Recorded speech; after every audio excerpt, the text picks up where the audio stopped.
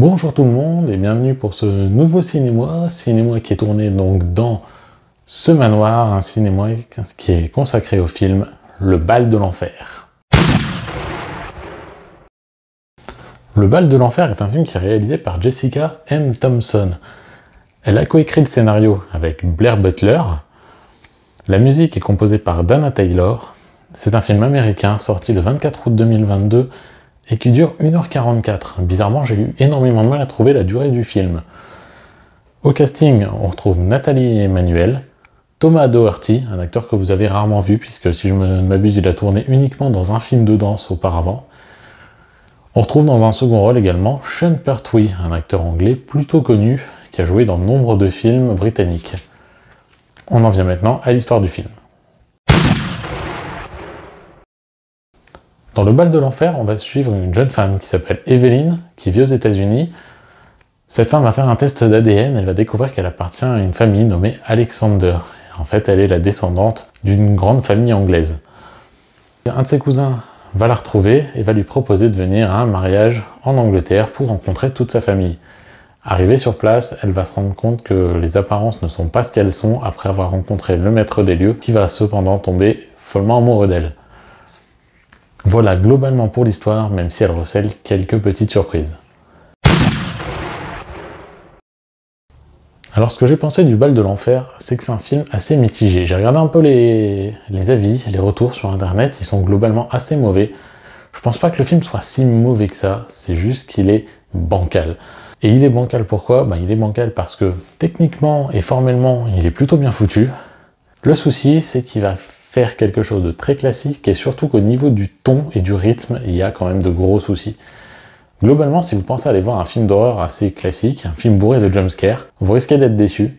Si vous pensez voir un film d'horreur différent, sans jumpscares, un film peut-être un peu plus original dans la forme, vous serez aussi déçu. Au final, je pense que le film se destine à très peu de monde. Alors pourquoi? On sera déçu dans les deux cas, parce que des jumpscares, il y en a et ils sont extrêmement prévisibles.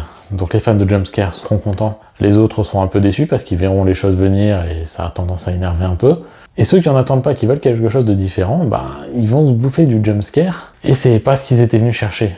Et au niveau du ton, le souci, c'est qu'il y a énormément de phases qui sont censées faire avancer l'histoire, mais qui en fait sont extrêmement classiques.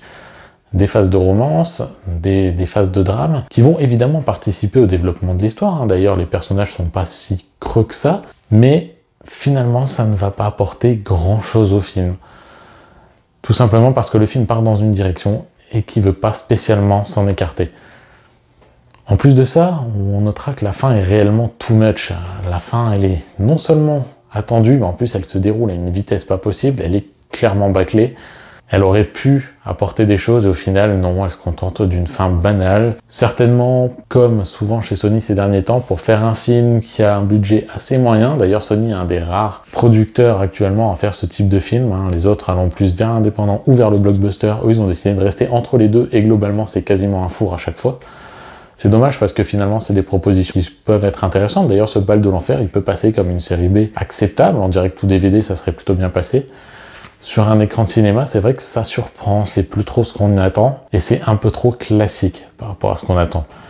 Je ne veux pas aller plus loin dans cette partie de la vidéo, tout simplement parce que pour le reste, ça va nécessiter quelques spoilers. On va donc aborder ici une partie spoiler de la vidéo. Alors quittez la vidéo si vous voulez pas en savoir plus, et revenez au timer qui sera affiché quelque part dans l'écran. Pour l'instant, je ne sais pas encore où. On se retrouve dans quelques instants. Alors voilà, si vous avez vu le film, ou si vous n'avez pas peur d'être spoilé, vous savez ou vous saurez que finalement la menace qui se situe dans le manoir, ce sont des vampires. Et c'est pas n'importe quel vampire, puisque c'est Dracula lui-même. Pour autant, son nom est jamais mentionné dans le film. Les seules choses qui vont faire qu'on peut deviner que c'est lui, c'est si peut-être on connaît l'histoire originale de Dracula. On va retrouver par exemple Jonathan Harker et Mina Harker. Et cette fois-ci, Jonathan Harker n'est évidemment pas incarné par Keanu Reeves, ils sont plus vieux. Et tout va tourner autour de vampires, mais encore une fois, ils sont assez peu exploités, et puis on s'arrange un peu avec le mythe, c'est-à-dire qu'ils peuvent se déplacer la journée, mais ils dorment quand même dans des cercueils, et voilà, on fait ce qu'on peut avec le mythe, on le modifie, on le manipule comme on a envie, et ça fait un final un peu pâteau, un final un peu balancé comme ça, le film aurait gagné à être beaucoup plus travaillé.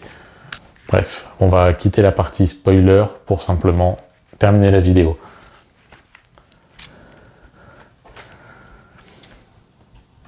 Nous voilà de retour, donc pour ceux qui ne voulaient pas de spoiler. Et un retour très rapide, simplement pour vous dire que je vous conseille pas spécialement d'aller voir le film, mais si vous le voulez, ça peut être plutôt sympathique.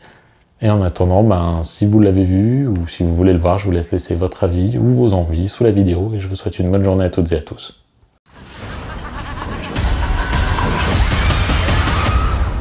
Aidez-moi, par pitié! Tiens, trésor. Allô, c'est Monsieur Harker. Il y a là une jeune femme qui semble être en difficulté.